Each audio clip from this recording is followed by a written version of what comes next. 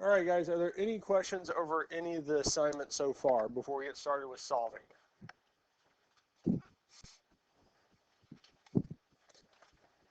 Okay. Now, what we're looking at today is solving these rational equations. We're going to do most of them today. We're not going to finish it today. We'll finish it on Monday. Okay? Now, it'll be probably in Friday of next week. It'll be a different one, but it will be over the same type stuff. Monday. Yep, the one that you follow along with the video, so it's reinforcing what we already did. So, looking at these here with solving, one of the first things we need to do is find the restrictions.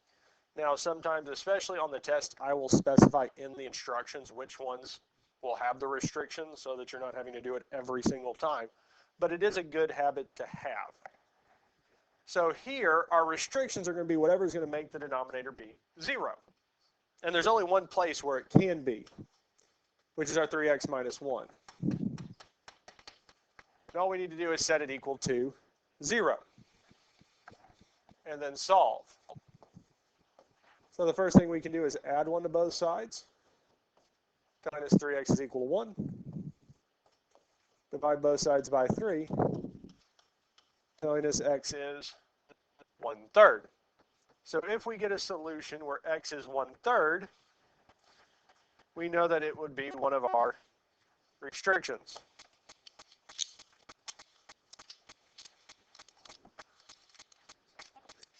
Yep.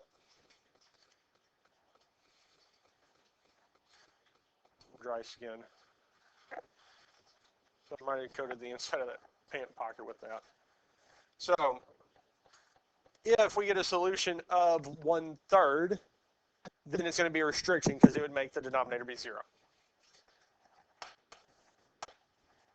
Any questions on this so far? Now, the next thing we need to do is I'm going to rewrite this so we have a little more space. But to make these easier to solve, we need to get rid of all the fractions. We need to simplify the fractions out. Now, there's not really two different methods. We can either do it all at once or one at a time. Sometimes it's easier to do it one at a time to see which ones factor out and simplify a little bit nicer. Because if we look at the denominators, one of them I know that I'll need to multiply through is the 3x minus 1.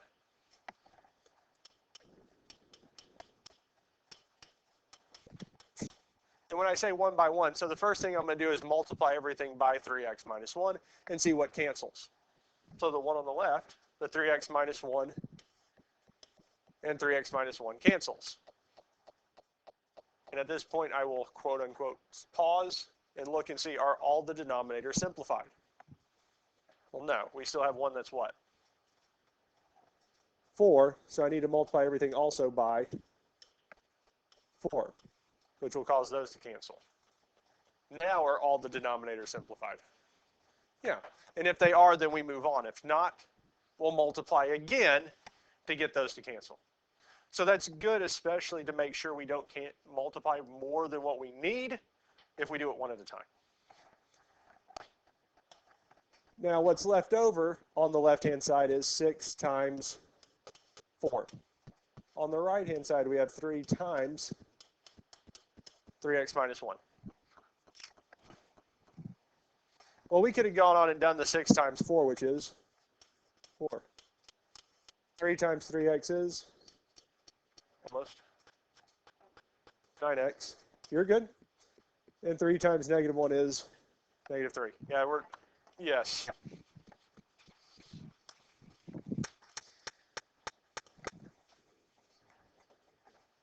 So, now, at this point here, if x is exponents greater than 1, yes. Because if we have x squared, x cubed, x to the 4th, we want it equal to 0. If x is just to the first power, we just have this here, get x by itself. So we would add 3 to both sides, telling us that 9x is equal to 27. Because if x is just to the first power, we can get it by itself, then divide by 9, saying x is equal to 3. Now, if we had x squared, we'd want to get everything on the same side, equal to 0, and solve from there. Any questions on this here? And is x equal to 3 one of our restrictions? Nope. So that's our solution. Now this one here, we have two restrictions because our two denominators are x and x minus 4. Those are the two places where we can have a value of x. That would make a denominator be 0, yes? So the first one, we need to see what value of x will make x be 0, guys, which is just 0. So x cannot be 0. We also need to see when x minus 4 is 0, which is 4. If we did it mathematically, we would add 4. Minus x cannot be 4. And I have a feeling for the most part, solving most of these here is not that bad. Because we can see x minus 4, 4 minus 4 is 0. We can do that there.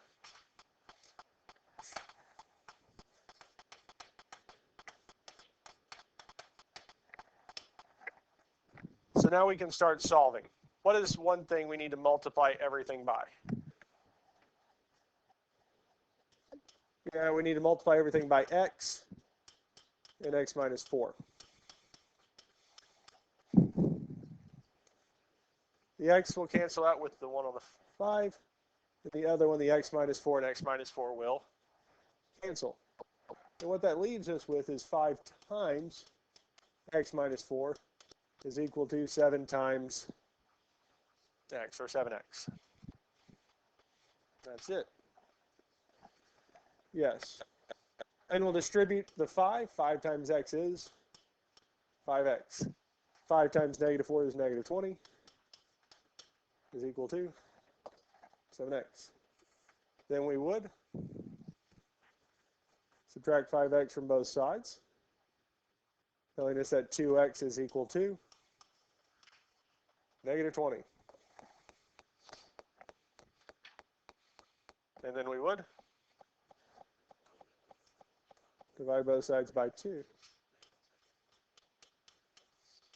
And is that one of our restrictions? No. So that's it.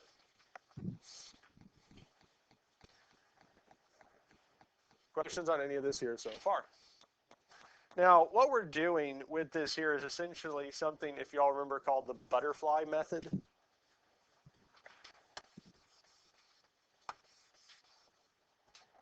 Kind of like the wings of a butterfly. Or cross multiply, we multiply these together and set them equal to those. Same thing, but this is kind of more at what both of those are doing.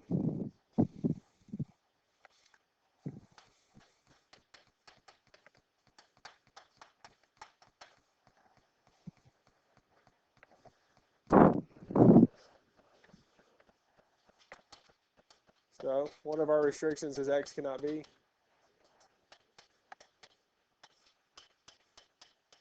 X cannot be.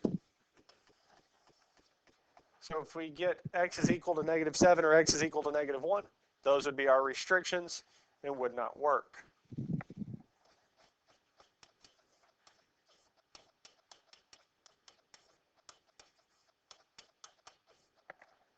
So that's one thing we multiply everything by. X plus 1. Because we know the one on the right, the x plus 1 and x plus 1 would cancel. But we also need to multiply both sides by x plus 7. Because here, the one on the left, the x plus 7 would cancel out on top and bottom. So what that leaves us with is x plus 3 times x plus 7 is equal to 15 times x plus 1.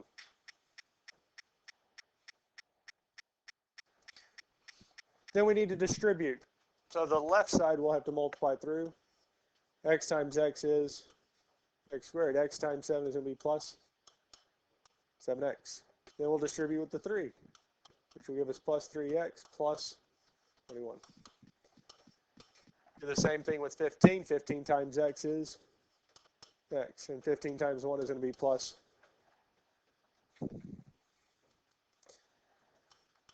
Now at this point here, we can combine like terms. 7x plus 3x is going to be plus 7x plus 21.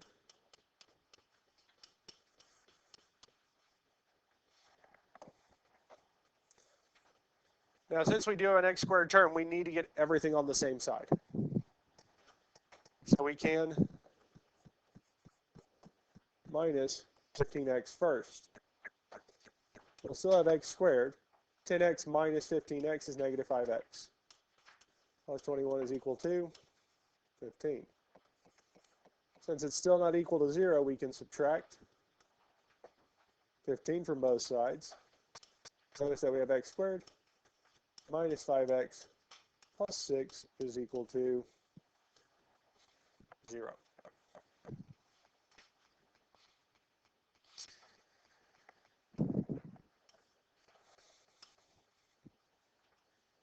Any questions on how we got to this part?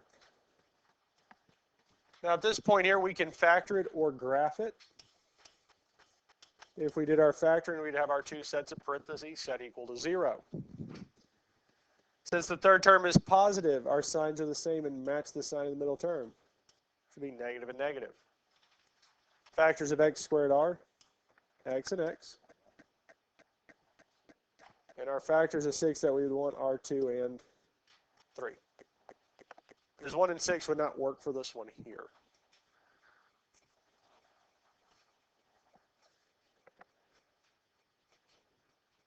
Now, since we have two things multiplied together to equal 0, one of them is going to have to be 0. So we're saying either x minus 2 is 0 or x minus 3 is 0. So at this point here, we can set them both equal to 0 and solve. So for our x minus 2, we can add 2 to both sides, telling us x is equal to 2. And for the other one, we would add 3 to both sides, telling us x is equal to 3. Is either one of these our restrictions? No. So these here are our two solutions. Questions on this here? Now we could have also tried solving this by factoring, not factoring, graphing. And we said x squared minus 5x plus 6 and hit graph and see where it crossed the x-axis. Now this here we can go second table, and we're looking for where y is 0. Well, y is 0 when x is 2 and when x is 3, which are the two solutions we found. So we could have solved this by graphing as well, using the graphing calculator. Questions on any of this here so far?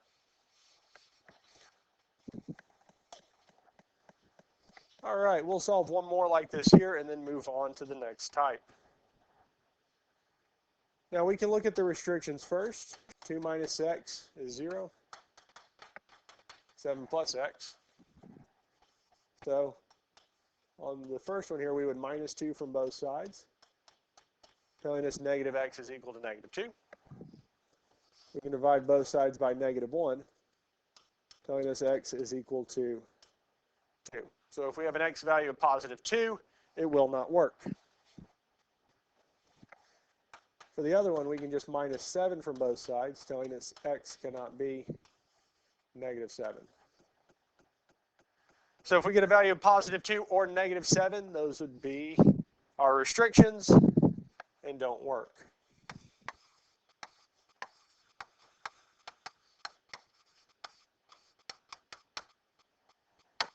So one thing we can multiply both sides by is 2 minus x. We'll also need to multiply both sides by 7 plus x. Because here the 2 minus x and 2 minus x would cancel. The other one, the 7 plus x and 7 plus x would cancel. And this is going to leave us with 12 times 7 plus x is equal to 15 times 2 minus x. Yes, sir.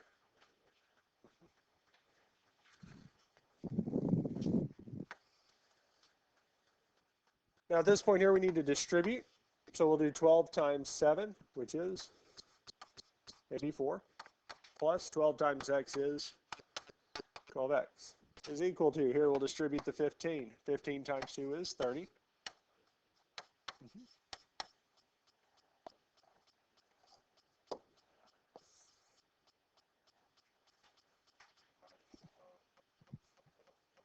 Yeah, we can minus 12x from both sides.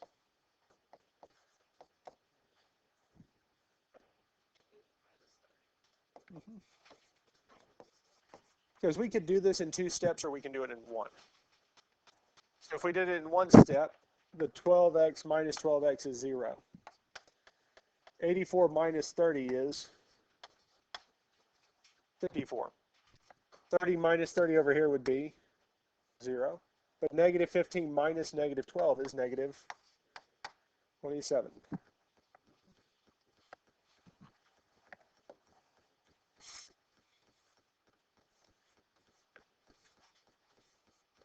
Divide both sides by negative 27. 54 divided by 27 is indeed 2, and it would be negative. Because a positive divided by a negative is a negative. And 54 divided by 27 is negative 2. And is this here one of our restrictions? No. Because our restrictions were 2 and negative 7, so this does work. Any questions on this here?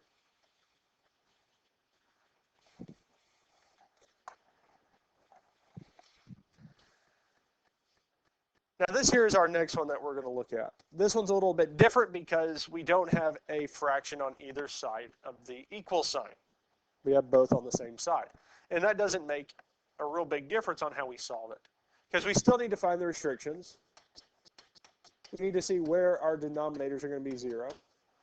Where what's going to make y minus 4 be 0, and what's going to make y minus 3 be 0. So for y minus 4, we would add 4, telling us that y cannot be positive 4.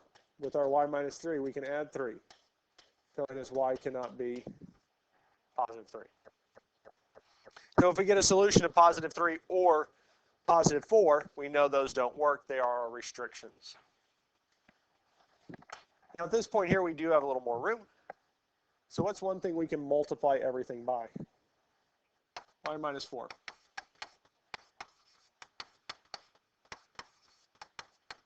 And if we do this here, our first fractions, y minus 4, will cancel out on top and bottom. Are all the denominators simplified? Well, no. So what else do we need to multiply everything by? Y minus 3. That will cause our other fractions denominator to cancel. Now are all the denominators simplified? Well, yes, we don't have any denominators left, so we can go on and multiply. So we have 4 times y minus 3. Minus 3 times y minus 4 is equal to y minus 3 times y minus 4. Any questions on how we got to this point here? Now at this point we can distribute the 4. 4 times y is 4y. 4 times negative 3 is negative 12. And we can distribute the negative 3. Negative 3 times y is negative 3y. Negative 3 times negative 4 is plus 12. Is equal to, here, we can distribute it out. Y times y is y squared. Y times negative 4 is negative 4y. Negative 3 times y is negative 3y. And negative 3 times negative 4 is positive 12. Now, before we start moving things from one side to the other, we need to combine like terms. So 4y minus 3y is 1y. Negative 12 plus 12 is 0. So we just have y is equal to y squared. Negative 4y minus 3y is negative 7y plus 12. Now, because we do have a variable to a power greater than 1, we have y squared, we need to get this equal to 0.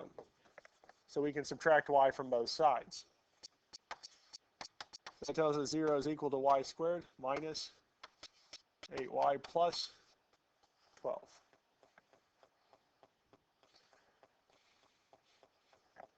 Any questions on this so far? Now again, just like the last one, we can factor this or we can graph it. So this one here, we'll start with graphing. Now, we don't have y as a variable because y is what we set these all equal to. So instead, we'll replace it with x. So we can say x squared minus 8x plus 12 and tell it to graph. And we see here it does cross the x-axis at 2 spots. And we go second graph and see one of the x values is at 2, the other is at 6, where we get a y value of 0. So that's really just telling us y is equal to 2 and y is equal to 6. Are either one of these a restriction? Yes, good. All right. I don't know. Well, it'll turn up here in a minute. So, any questions on this one here?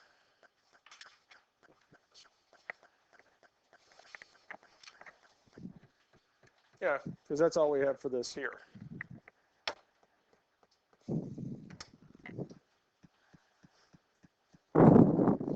Now I want to look at this one here and the next one. So these are the last two we're going to do today. We'll do the rest of it on Monday.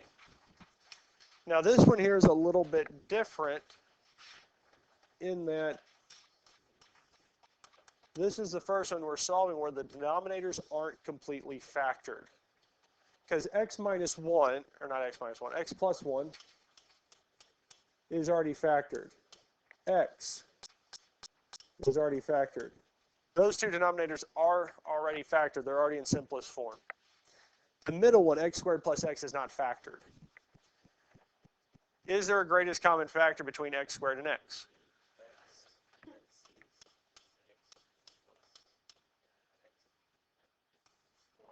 One.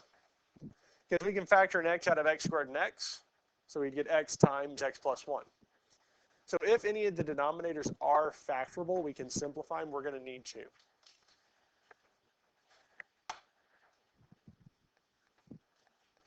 And it also tells us that we do have two restrictions. One with x and x and plus 1. So one of them, we know x cannot be 0, minus 1, telling us x cannot be negative 1. So if we have 0 or negative 1, those solutions do not work. Now at this point here, we can multiply through by our sets of terms to get the denominator to simplify. Now the first one I'll multiply through is with x. Now our middle term, the x and x would cancel. The far right term, the x and x would cancel. Nothing simplifies in the first one. Since our denominators are not completely simplified, we'd also multiply everything by x plus 1. The one on the far left, the x plus 1 and x plus 1 would cancel. The one in the middle, the x plus 1 and x plus 1 would cancel.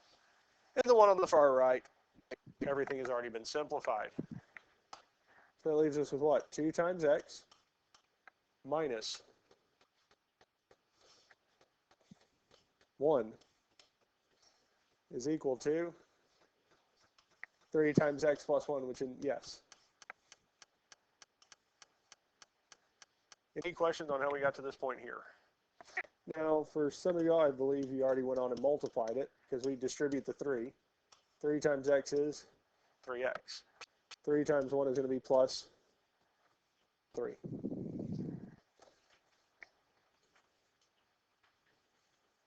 Now, at this point here, we need to get x by itself. So we can subtract 2x from both sides. Negative 1 is equal to x plus 3. Minus 3 from both sides, telling us x is negative 4. Was negative 4 one of our restrictions? No. So that's our solution. Any questions on this here? This is the last one we're going to look at today.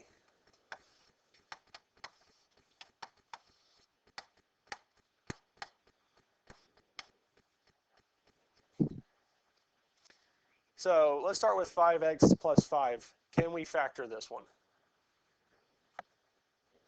They have a greatest common factor of. We can factor it out, leaving us with 5 times x plus 1. The next one, x plus 2, how can we factor it? X plus 2. It's already simplified. There's nothing we can do to it. Then we need to factor x squared plus 3x plus 2. There's no greatest common factor. So we'll do our 2 sets of parentheses, yes? What would the factors that we would like to have for this here? X plus 1 and x plus 2, yes? Why is that? Right. Because what are the 2 factors that we know we'll need already? We'll need an x plus 1, yes? Because it's coming from the first. We also need an x plus 2.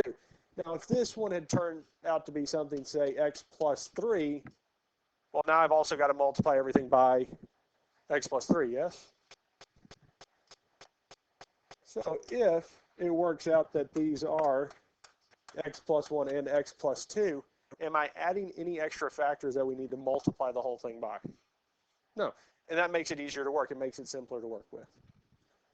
And, well, it actually does work out that x squared plus 3x plus 2 factors 2, x plus 1 and x plus 2.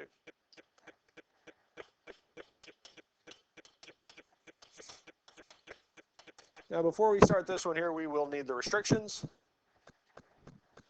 Yes. So with x plus 1, we had minus 1, telling us x cannot be negative 1. Here we had minus 2, telling us x cannot be negative 2. So these are the 2 that we cannot have. Now we need to multiply everything. What do we need to multiply it by?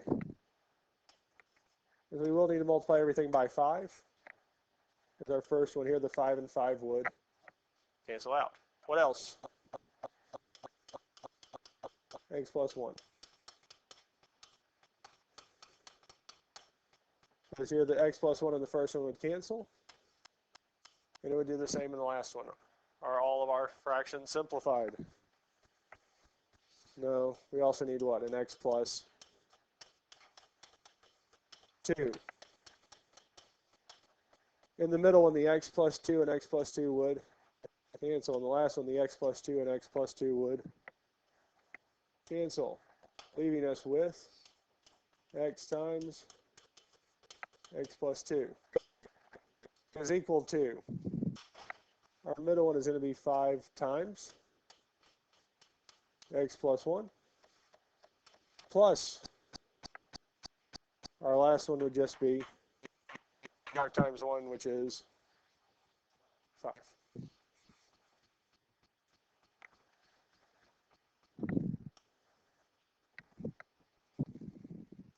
Now at this point here, we'll need to distribute. So we'll do x times x, which is x squared, plus 2 times x is 2x, is equal to, we'll distribute the 5. 5 times x is, 5 times 1 is plus 5, plus 5.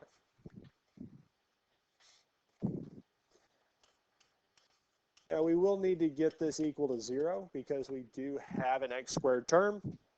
But we can combine like terms first. 5 plus 5 would give us 10. Then we can subtract 5x from both sides. I'm going to want to subtract 5x because we're going to want to move everything to the x squared. And that would give us x squared minus 3x is equal to 10. But again, we need it equal to 0, so we would subtract 10 from both sides. Times we have x squared minus 3x minus 10 is equal to 0. Whenever the value of a is 1, the number in front of x squared is 1, we can graph it because we're most likely going to get integer solutions that are not fractional. So we can say x squared minus 3x minus 10. Plug it in and hit graph. And we see that it does cross the x-axis in 2 nice locations. And if we go to second table, it tells us our -2 and 5.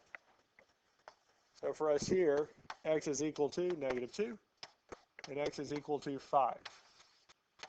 And these here are our 2 solutions. Is either one of these one of our restrictions?